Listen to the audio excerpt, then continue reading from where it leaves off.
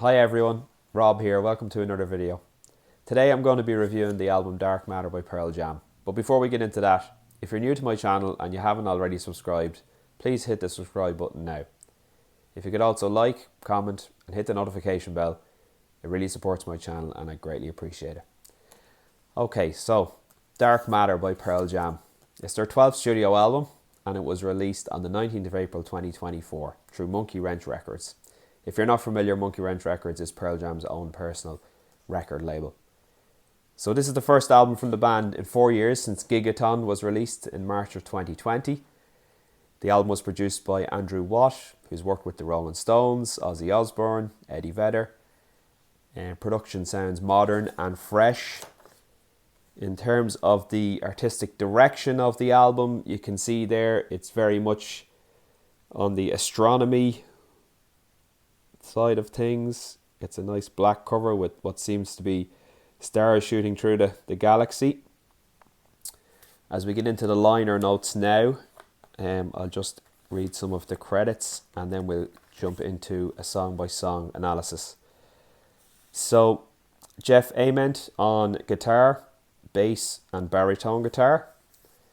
We have Mike McCready on lead guitar and piano, Stone Gossard on guitar, Eddie Vedder on vocals, guitar, piano and backing vocals, Matt Cameron on drums and percussion, Andrew Watt on guitar, piano and keyboards as well as producing, and then Josh Klinghoffer, formerly of the Red Hot Chili Peppers, makes an appearance here on pianos, keyboard and guitar, and Josh is actually in the live touring band with Pearl Jam at the moment.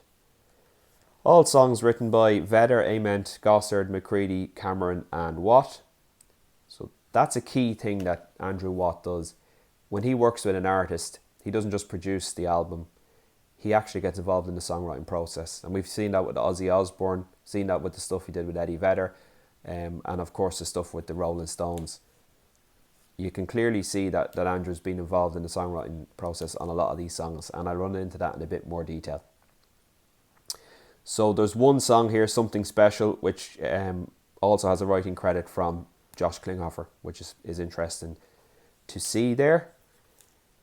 All lyrics by Eddie Vedder, and it was recorded, majority of the record I believe was recorded at Shangri-La Studios in Malibu, California, but there was also some overdubs and stuff added in G Studios and Jump Site Studios in Seattle. Okay, so let's run into a song by song review of the album. We start off with a song called Scared of Fear, which I think is a great title for a song. There's some noise at the start of the song, and that noise is basically a pool cue and billiard balls on a pool table, and it's been credited to Sean Penn, the actor, which I thought was quite cool. Scared of Fear is a good song. It's a good opener for an album like this. Then we move on to React Respond, which is a great song in my opinion. Really high energy, good punk, edgy feel to it. The third song is Wreckage, which is probably one of the most memorable songs on the album. Very strong song. Lighter than the first two, but still a great rock song. The fourth song is Dark Matter, which is the title track. It's a good song, probably not the strongest song on the album, but still quite a good song. Great drums in that one.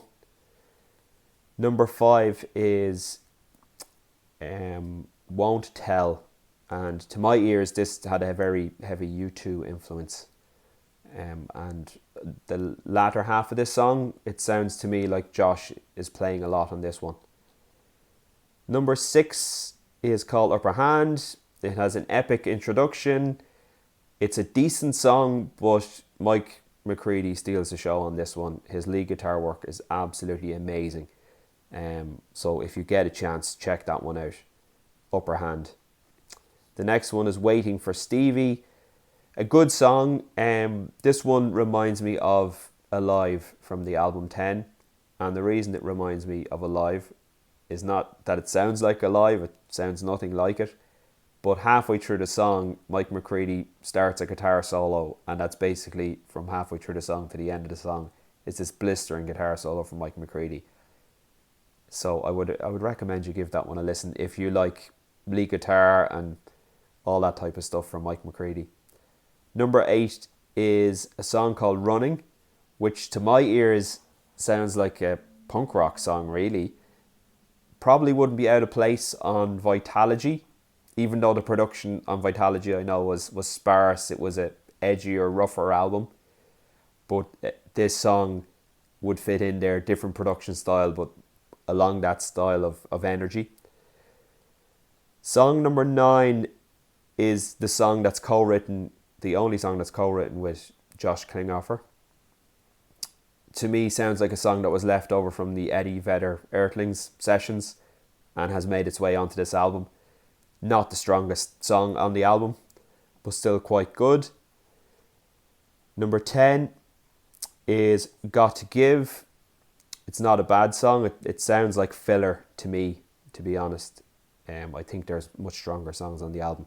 And then the album finishes off then with a song called Setting Sun, which to my ears sounds like an Eddie Vedder solo song, but obviously has been brought into the Pearl Jam album for this album. So yeah, all in all, I'm very happy with the album. I think it's a very strong album.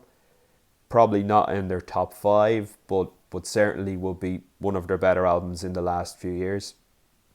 I'm probably going to give it a rating of 3.5 out of 5. So yeah, I'd advise you to, if you like Pearl Jam, you like good rock music, you like lead guitar solos and Eddie Vedder's voice, go check this album out. You won't be disappointed. If you get a chance to see them live, they're currently touring at the moment. They're finishing up in Europe, and then they have a couple of months in the States. Then they fly to Australia to do some dates before the end of the year. If you get a chance to see them, I'd highly recommend going to see them. I saw them myself live a few weeks ago in Marley Park in Dublin, and they were phenomenal. They played a lot of songs off the new album, and they went down a treat, as well as a lot of classics from the older albums in the 90s. So yeah, hope you enjoyed the review.